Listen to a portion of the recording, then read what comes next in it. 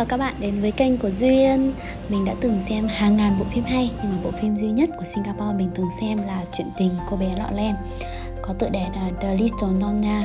Không biết là có ai từng như mình xem phim này. Lúc mà phần 1 ấy thì khóc nhòe hết màn hình, nhưng mà đến phần 2 thì trời ơi tức sôi máu muốn đập tivi. Không biết là có ai giống mình không nhỉ? Tại vì quá ấn tượng với bộ phim này và văn hóa Peranakan, cho nên là lần này mình đã chọn đảo quốc Singapore là chuyến đi trong đợt nghỉ lễ. Chuyến bay cất cánh lúc 9 giờ sáng. Lúc này thì đầu mình cứ nghĩ tới món cơm gà này, cháo ếch này, cho nên là nhất định là chuyến này sẽ phải ăn cơm gà. Và trên chuyến bay thì nghe thấy cơm gà cho nên là mắt sáng rực, nhưng mà không phải là món gà mà mình tưởng tượng. Đây là phần cơm gà giỏi nhất đời mình. Và hôm bay về rút kinh nghiệm không chọn cơm gà mà chọn mì bò, nhưng mà thật sự là Vietnam Airlines ơi, mà món bò rất là mặn nha. Mình đã được nghe mọi người khen sân bay ở Sing rất là xịn, nhưng mà lần này mình phải wow thêm một lần nữa. Sân bay to, đẹp, xịn nhất thế giới, nhập cảnh khá là nhanh. Và nếu như mà các bạn đã khai báo online từ hôm trước ấy, thì đâu đó chỉ khoảng 1 phút, tương đương với thời gian các bạn đi xe buýt mua một tấm vé rồi trả tiền. Singapore Airlines thì ngoài máy bay họ còn có cả siêu máy bay, nhìn rất là cuốn hút luôn. Và cô bạn người Sing của mình kể là nếu mà người Singapore nhập cảnh thì không cần đưa hộ chiếu, chỉ cần đưa mắt nhìn vào máy thôi là nó đã nhận diện xong cư dân nước mình. Thật là đáng sợ. Chắc mọi người sẽ thắc mắc là tại sao mình chưa ghé khu Rua Changi đúng không? Về phần đó thì mình sẽ khám phá hôm về. Bây giờ tụi mình di chuyển về khách sạn bằng tàu điện tầm khoảng 40 phút. Có vẻ ở Sing thì phí phạt sẽ rất đắt, tại vì trên tàu điện người ta có ghi rõ nếu như mà bạn ăn uống thì sẽ phạt 500 đô, có nghĩa là khoảng 13 triệu đồng. Hút thuốc là 1.000 đô. Còn nếu như mà mang đồ dễ cháy nổ là 5.000 đô, tức là khoảng 131 triệu. Sầu riêng cũng bị phạt, nhưng mà sầu riêng thì bị cấm nhưng mà không bị phạt. Nói chung là rác nhiều thì cũng từ ăn uống mà ra, cho nên là cấm như vậy thì đường phố sẽ sạch đẹp. Mấy cái thang cuốn mà ở trạm tàu nó đi nhanh như tốc độ nhân 1.5 vậy, mà còn cao nữa, cho nên là các bạn đi là phải chú ý hết sức. Mình lại tiếp tục wow vì quá nhiều tòa nhà cao tầng, nhìn thành phố toàn bê tông cốt thép khá là choáng ngợp. Đấy là suy nghĩ đầu tiên mà khi mình bước xuống đường phố đấy các bạn ạ. Đường về khách sạn thì có băng qua một khu chợ, có vẻ đây là chợ dân sinh bình thường, mặc dù cũng có khách du lịch. Nhưng mà lần này thì mình phải wow lớn hơn nữa, đó là đồ ăn mắc gấp đôi Việt Nam. Riêng sầu riêng thì chắc phải gấp mấy lần. Một hộp nhỏ nhỏ thôi là tách múi ở Việt Nam thì tầm 100 đến 200 ngàn, nhưng ở đây thì giá chắc phải tầm 600-700 ngàn. Cô bạn mình có nói rằng sầu này chủ yếu là nhập từ bên Malaysia. Còn xoài Úc thì trái cũng khá là bự, tầm nửa ký, một trái 1 đô tức là khoảng 20 ngàn. Giá này thì mình thấy cũng khá ổn. Cuối cùng thì mình cũng đã về tới khách sạn. Mình ở đây 3 đêm, tổng là 550 đô, là khoảng 11 triệu đồng. Và khách sạn này thì tính ra cũng mới gọi là giá tầm trung thôi, cũng khá là sạch sẽ. Đối diện khách sạn là trường đại học. Mình có rủ chồng ghé vào để xem thử như thế nào, nhưng mà chồng không cho. Và khách sạn thì chỉ có bàn chải đánh răng, khăn tắm, sữa tắm các thứ, nhưng mà luộc chải đầu thì lại không có. Nước thì cũng phải ra bên ngoài máy nước ở hành lang để lấy. Tuy nhiên trong phòng tắm thì mình đọc thấy họ ghi là nước ở đây an toàn để uống. Ở Việt Nam mà xe buýt 2 tầng thì chỉ phục vụ mục đích du lịch thôi, nhưng mà ở Sing thì xe buýt 2 tầng rất là nhiều. Mình nhớ ngày xưa là ở Việt Nam cũng có tuyến xe số 6 2 tầng, nhưng mà không hiểu sao thì đã không còn nữa. Và đường phố thì rất là rộng rãi và sạch sẽ. Một điều mình nhận ra đó là mình không hề nhìn thấy tắc đường ở Singapore. Và xe buýt thì rất là tiện lợi, nhanh, thanh toán dễ và rẻ. Trung bình một chuyến mà tụi mình đi đâu đó chỉ khoảng tầm 20.000. Đến Sing thì chắc chắn là không thể không ghé biểu tượng sư tử biển. Kiểu phải check in ở chỗ này thì người ta mới biết là mình đi Sing vậy á. Nhưng mà con sư tử thì cũng bé nha, nó khác so với những gì mà mình tưởng tượng. Nói chung thì đối với mình cũng không gọi là có gì ấn tượng quá. Và đối diện bên kia thì là khách sạn Maria 5 sao xịn sò mà mình từng xem ở trong phim Conan.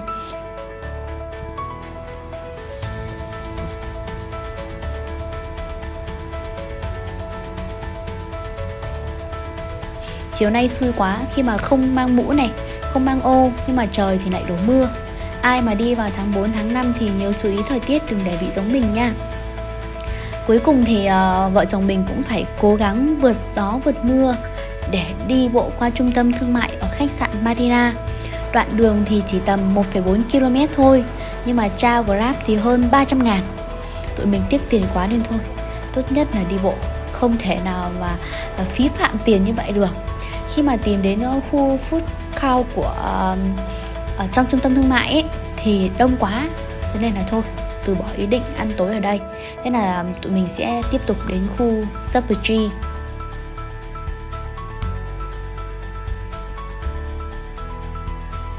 Con người ở Sing á, thì mình thấy rất là năng động và thoải mái nha.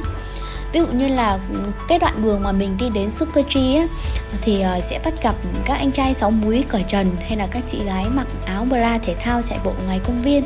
Bên đây là chuyện hình như có vẻ là không hề lạ. Ở Việt Nam mà bắt gặp hình ảnh anh trai nào cởi trần chạy bộ thì chắc là khó lắm. Tại vì người ta sẽ nhìn ấy, hoặc là con gái mà mặc hở một xíu thì người ta cũng sẽ bị soi mói nhiều hơn. Mình thấy như vậy. Và mình nghĩ là ai mà mắt yếu qua đây nhìn trai xinh gái đẹp thì chắc là mắt sáng trưng như mình. Buổi tối ở Superdry lên đèn rất đẹp. Nghe nói là có show ánh sáng gì đó. Mọi người trải thảm ngồi đó chờ rất là đông, nhưng mà tụi mình thì đói quá nên thôi đi về.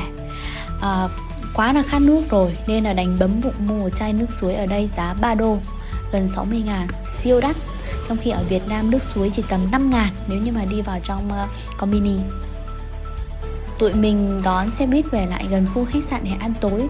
Ở Sing thì thường sẽ không có hàng quán ở ngoài đường, mà người ta sẽ có từng cái khu ăn uống.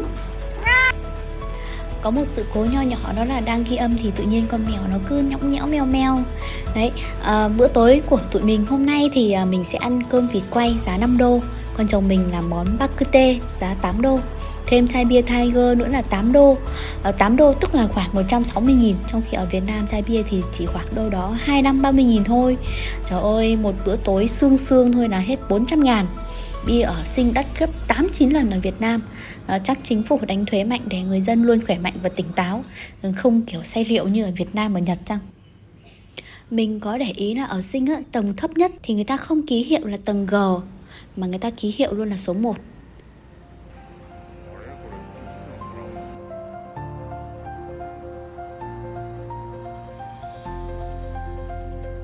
Bữa sáng hôm nay thì tụi mình cũng không rõ gọi tên đây là gì, nhưng mà đây là một quán ăn điển hình của người Singapore. Cà phê và các loại bánh. Tụi mình đến đây sớm cho nên là order cũng nhanh. Tầm lúc sau 8:30 ấy, là người ta xếp hàng rất là dài đến tận cửa. Nhưng mà cá nhân mình thì mình thấy đồ ăn ở đây là cũng không có gì đặc sắc. Ai muốn thử thì nên ghé thử một lần cho biết.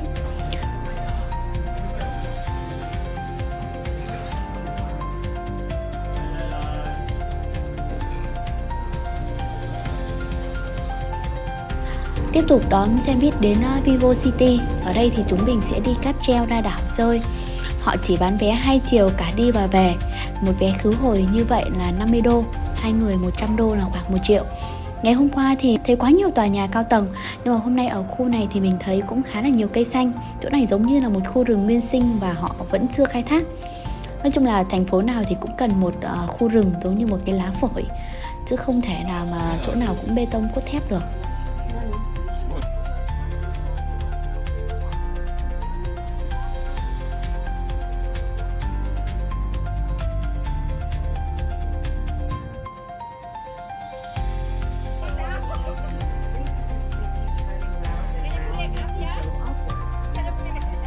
Singapore ở trên bản đồ thì giáp biển, nhưng mà thực tế thì không có biển đẹp để mà đi tắm biển đâu các bạn ạ.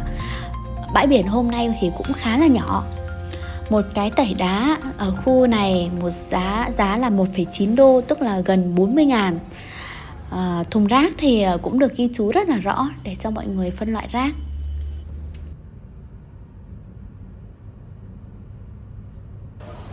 Trưa nay thì tụi mình sẽ gặp cô đồng nghiệp cũ của chồng mình. Gọi là đồng nghiệp vì cô đã nghỉ hưu rồi. Ngày trước thì cô là giám đốc ở chi nhánh bên Singapore. Nói chung cô rất là giỏi. Cô dẫn tụi mình đi ăn cua Singapore. Thực tế là vì cô bao cho nên là mới đi, chứ món này rất là mắc. Nếu như mà có ăn thì tụi mình sẽ chỉ ăn ở quán bình dân thôi. Cô bảo là hôm nay không phải lo gì về tiền bạc hết, cũng đừng có suy nghĩ đến cái chuyện giảm cân hay gì cả. Ăn thì cứ ăn, thích gì thì cứ nói cô ấy. Kết cục là 2 ngày gặp cô là cô bao ăn chơi hết từ A đến Z. Mình đoán sương sương cái bill trưa nay thì chắc là 5-6 triệu cả ăn cả uống, vì cô có mua thêm một chai rượu vang mang tới. Ở Sing nhé, nếu mà ở cạnh nhà một bà cụ người Mã Lai là bà cụ người Hoa thì cũng rất là bình thường. Họ chung sống với nhau rất là hòa đồng và dễ chịu, không hề có sự phân biệt. Và cô cũng nói với mình rằng họ chưa từng có một sự gọi là kỳ thị hay là lên án nhau hay một cái gì hết. Mọi người sống với nhau rất là đoàn kết và họ rất là chịu lắng nghe, kể cả là tiếp thu văn hóa của nhau. Sau đó thì tụi mình có gặp một cái siêu thị ở gần đó, cho nên là tụi mình vào tham quan. Giá cả rau củ ở đây thì nói chung là cũng cao đấy, so với Việt Nam là cao. 3 bó rau cải là giá 6 đô, tức là 120.000. Nhưng mà phải mua set 3 bó nha, người ta không bán lẻ. Chiều nay cô sẽ đưa tụi mình đi khám phá văn hóa Peranakan. Peranakan, người nữ thì gọi là Nyonya, còn người nam thì gọi là Baba.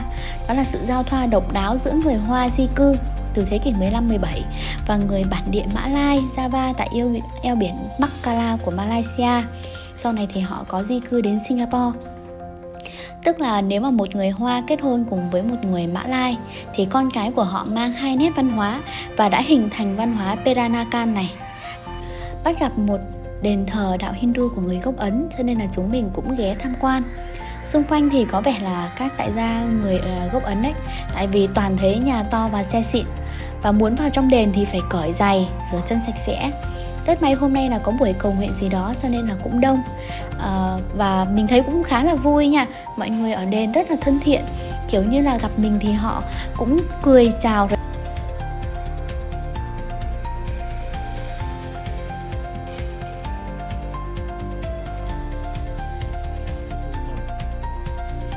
Ở đền thì hai bên có 2 cây chuối, mình không rõ ý nghĩa là gì, nhưng mà ở Việt Nam thì các đền thờ Hindu cũng thế. Bữa tối là món Katong Laska, đây là quán rất là nổi tiếng, nhiều ngôi sao đã ghé ăn. Sợi mì ở đây thì mình thấy giống y hệt như sợi bún bò, cái sợi bún bò to ấy. Sau bữa tối, trước khi về khách sạn thì mình có ghé chợ đêm tham quan và mua một ít quà.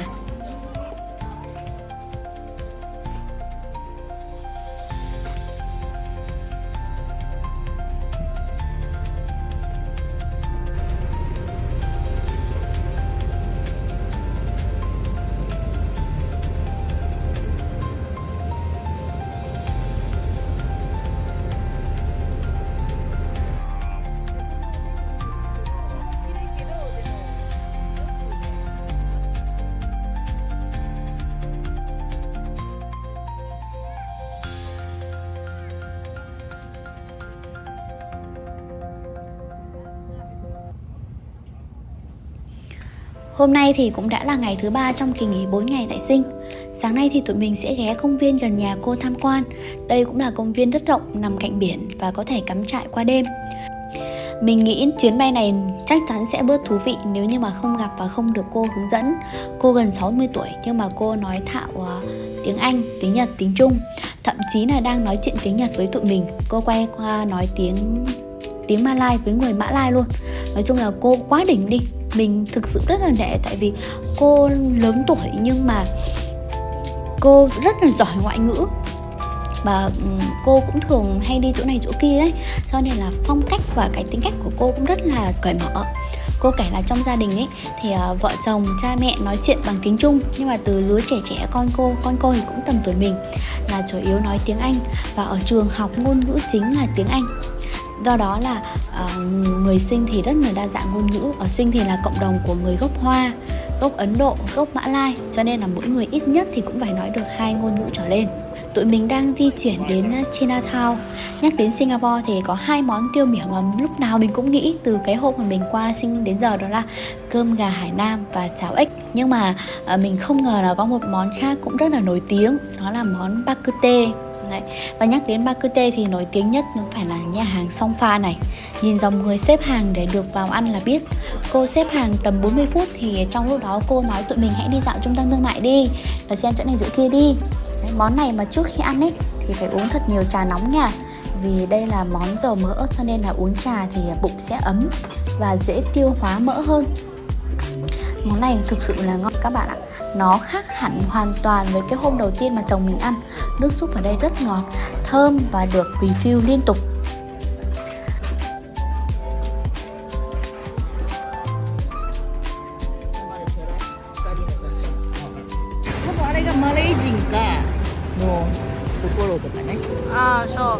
Sau đó thì tụi mình có đi dạo và ghé thêm đền thần và chùa.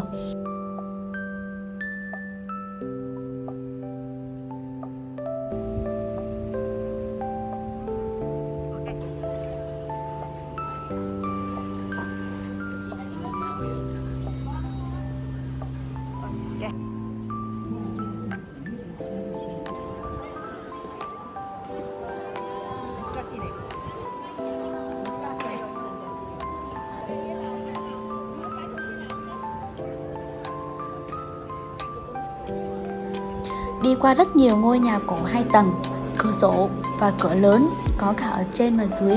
Nhưng mà nhờ sự chia sẻ của cô thì mình mới biết là nhà cổ của người Hoa, người Ấn và người Peranakan khá là giống nhau. Khác là những cái chi tiết nhỏ nhỏ. Ví dụ như là nhà của người Hoa là trơn, không hoa văn họa tiết gì ở bên ngoài hết. Thường là sơn, cửa các thứ cũng màu tối tối ấy. Còn nhà của người Ấn thì sẽ có 2 cái cột ở hai bên mái ngói. Người Peranakan thì sẽ có nhiều hoa văn hơn, họa tiết vẽ trên tường trước cửa, nói chung là sẽ màu sắc sực sỡ hơn. Tiếp theo là hành trình khám phá văn hóa người Mã Lai. Ở đây thì chủ yếu là họ theo đạo Hồi. Như các bạn cũng từng nghe rồi thì trong đạo Hồi thì họ rất là khắt khe với người phụ nữ. Phụ nữ lúc nào cũng phải kín từ đầu cho tới chân, vì quan niệm là cơ thể của họ thì chỉ chồng họ được nhìn. Thậm chí là đền thờ cũng chia ra riêng ra 2 khu nữ và nam. Tất nhiên ngoại đạo như tụi mình thì không được vào tham quan, không giống như là chùa hay là đền thờ Hindu. Tụi mình chỉ có thể ngắm ở bên ngoài mà thôi. Không những thế, ở Sing còn có cả cảnh sát đạo Hồi. Những người này thì sẽ giám sát cộng đồng người đạo Hồi. Ví dụ như là ai mà chưa kết hôn mà nắm tay hôn hít hay là đi chơi khuya là sẽ bị cấm, bị phạt đấy.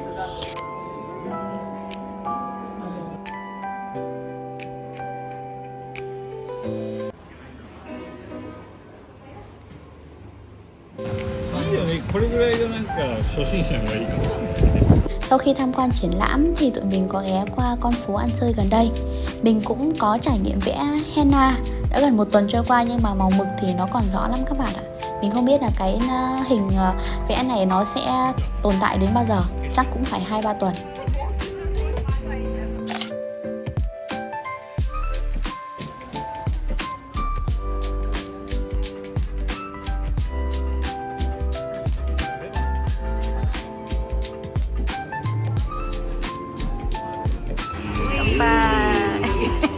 Video 撮ってるから。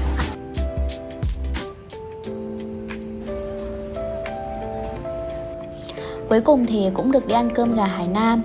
Quán này thì đông khủng khiếp, tới với là phải xếp hàng. Rất may là lúc mà khoảng 8 giờ 10 phút thì tụi mình vào được trong quán. Nhưng mà người ta có nói là 8 giờ 20 là họ ngưng nhận khách. Nếu mà các bạn đã từng ăn cơm gà Hải Nam ở Việt Nam thì thật lòng là nó sẽ rất là khác bên Sing nha. Bên Việt Nam mình là gà dai hơn, phù hợp với sở thích gà dai của người Việt. Còn ở Sing thì là gà mềm, gà công nghiệp ấy. Cho nên là về cá nhân mình thì mình thích cơm gà Hải Nam ở Việt Nam. Ở Sing thì cũng rất ngon nhưng mà mình thấy không hợp gu mình. Chồng mình thì lại thích cơm gà ở bên Sing hơn. Nói chung là mỗi người một gu.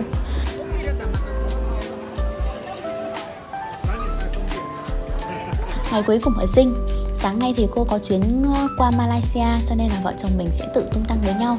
Ăn uống thì cũng bình dân thôi. Còn món cháo ếch cho nên là mình sẽ thử cho nốt.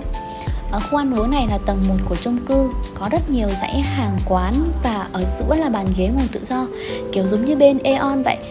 Mình mua xong rồi mình mang ra đó ngồi ăn với nhau. Ăn xong rồi mình cũng sẽ tự dọn. Chồng mình thì vẫn tiếp tục với món cơm gà. Còn cháo ếch của mình thì mình thấy sao nó khác với cháo ếch Việt Nam quá. Nói chung là cũng ngon nhưng mà khác quá nhiều so với mình tưởng tượng. Cháo bên trong có rau dền này với rau gì đó. Ếch thì không nấu sốt mà cho trực tiếp vào trong cháo kèm với cái quẩy. Hàng bên cạnh thì họ bán cái bánh gì mà giống như là bánh đúc ấy. Mình cũng không rõ nữa nhưng mà mới có tầm 9:30 là đã hết khách rồi. Trong khi những hàng quán bên cạnh thì vẫn còn đang bán. Đi ra sân bay thì lại gặp trời mưa. Tính ra 2 hôm trước quá là hên vì nắng đẹp cả ngày. Thời tiết bên Sinh thì có vẻ là nóng ẩm hơn bên Việt Nam. Ra đường mà tầm đến chiều thôi là cái mặt mình nó như cái chảo dầu, tối gội đầu rồi là sấy tóc mãi không khô nổi luôn. Chuyến bay thì cất cánh lúc 6 giờ. Tụi mình ra đây sớm để ghé khu thác nước nhân tạo Chungcheongi. Công trình quá là đồ sộ và hiện đại. Xung quanh là rừng nhiệt đới nhân tạo. Thác nước đổ xuống rất mạnh tạo nên lớp sương phả vào mặt cho những ai mà đứng gần.